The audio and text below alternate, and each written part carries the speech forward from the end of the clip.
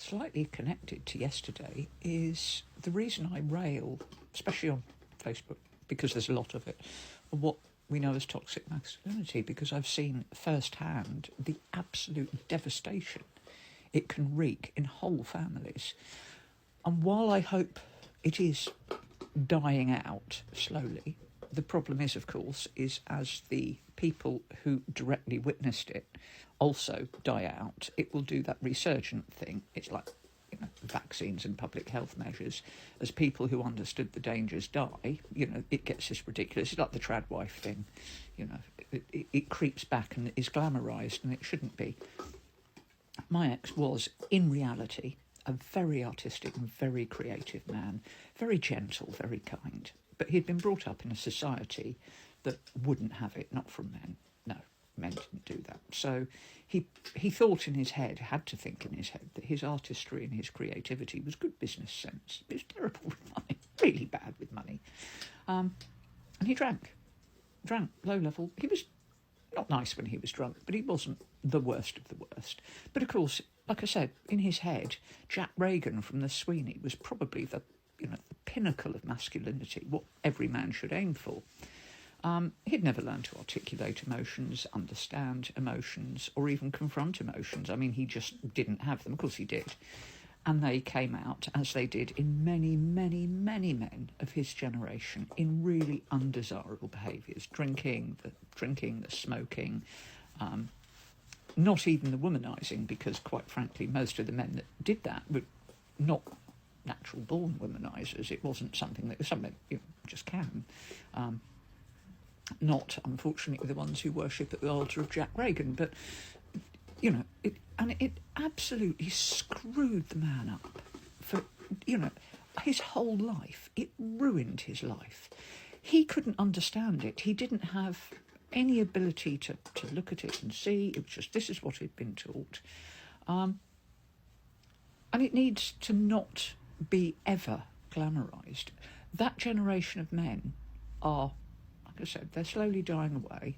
And a lot of them are dying very lonely men because they were taught to prioritise the company of your mates in the pub.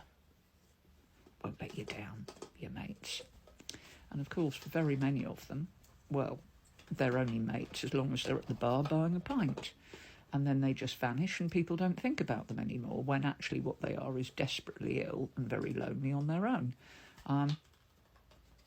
Some of them are lucky. They still have family who will care for them and love them and look after them.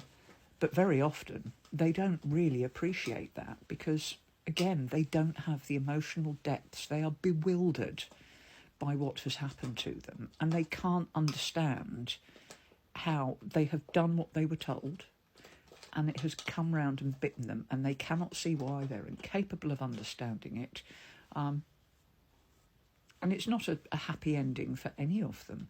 It's not a happy ending for their families. And I mean, I know lots of you will have had fathers and grandfathers, and older women like myself will have had partners who subscribed to this ideal and just could never understand what was going wrong, what was required of them, why. Now, obviously, some men adapted and grew and changed.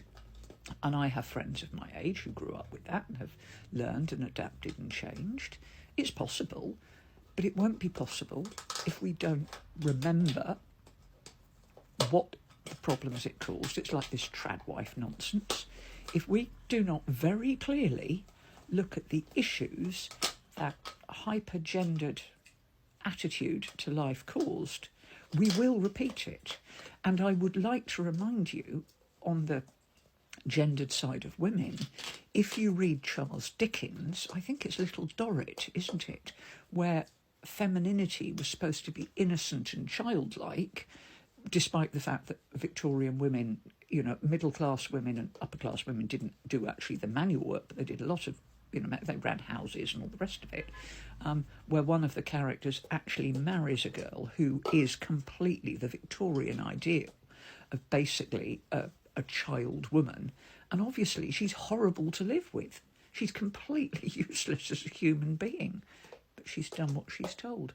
Can we please not forget the damage that these ideas cause, as the people affected by them die off, we need to remember that so that we move forward and we don't come round again and repeat that horrible cycle.